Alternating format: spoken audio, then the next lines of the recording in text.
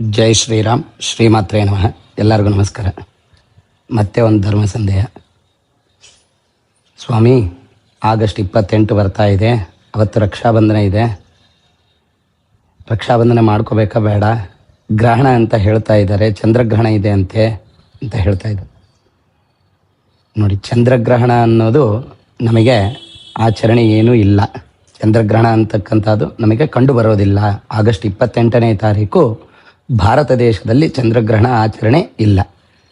ಇದು ಪೆಸಿಫಿಕ್ ಸಮುದ್ರ ನಾರ್ತ್ ಕಡೆಗೆಲ್ಲ ಕಾಣತಕ್ಕಂಥದ್ದು. ಭಾಳ ಜನ ಕೇಳ್ತಾ ಬಂದರು, ಮೊನ್ನೆ ಸೂರ್ಯಗ್ರಹಣದ್ದು ಒಂದು ವಿಡಿಯೋ ಇಟ್ಟಿರಲ್ಲ ಆಚಾರ್ಯ, ಎಲ್ಲಿದ್ರೂ ಸೂರ್ಯಗ್ರಹಣ, ಸೂರ್ಯ ಒಂದೇ ಅಲ್ಲ ಅಂತ. ಆದರೆ ನೋಡಿರಿ, ಇಲ್ಲಿ ನಾವು ತಿಳ್ಕೋಬೇಕು, ಸೂರ್ಯ ಒಂದೇ. ಆದರೆ ಅಲ್ಲಿ ಸೂರ್ಯಗ್ರಹಣ ಆಗೋ ಸಮಯದಲ್ಲಿ ನಮಗೆ ಇಲ್ಲಿ ರಾತ್ರಿ ಆಗ್ತಾ ಇರುತ್ತೆ, ಅಂದರೆ ಚಂದ್ರ ಕಾಣ್ತಾ ಇರ್ತಾನೆ.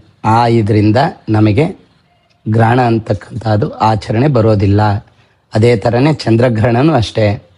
ಚಂದ್ರಗ್ರಹಣ ಆಚರಣೆ ಅಂತಕ್ಕಂಥದ್ದು ಭಾರತ ದೇಶದಲ್ಲಿ ಕಂಡು ಬರೋದಿಲ್ಲ. ಅದಕ್ಕಾಗಿ ಯಾವ ನಿಯಮಗಳು ಗರ್ಭಿಣಿ ಸ್ಥಿರರಾಗಿರ್ಬೋದು, ವೃದ್ಧರಾಗಿರ್ಬೋದು, ಯಾವ ಆಚರಣೆ ಅಂತಕ್ಕಂಥದ್ದು ಆಗಸ್ಟ್ 28ನೇ ತಾರೀಕು ಮಾಡತಕ್ಕಂಥ ತೊಂದರೆಗಳು ಏನೂ ಇಲ್ಲ. ಎಲ್ಲ ಮಾಡಬಹುದು. ರಕ್ಷಾಬಂಧನ ಮಾಡಬಹುದು. ಆಮೇಲೆ ಜನಿವಾರದ ಹಬ್ಬ ಅಂದರೆ ಉಪಕರ್ಮ ಅಂತ, ಉಪಕರ್ಮವನ್ನು ಕೂಡ ಮಾಡತಕ್ಕಂಥದ್ದು ಅಂತ.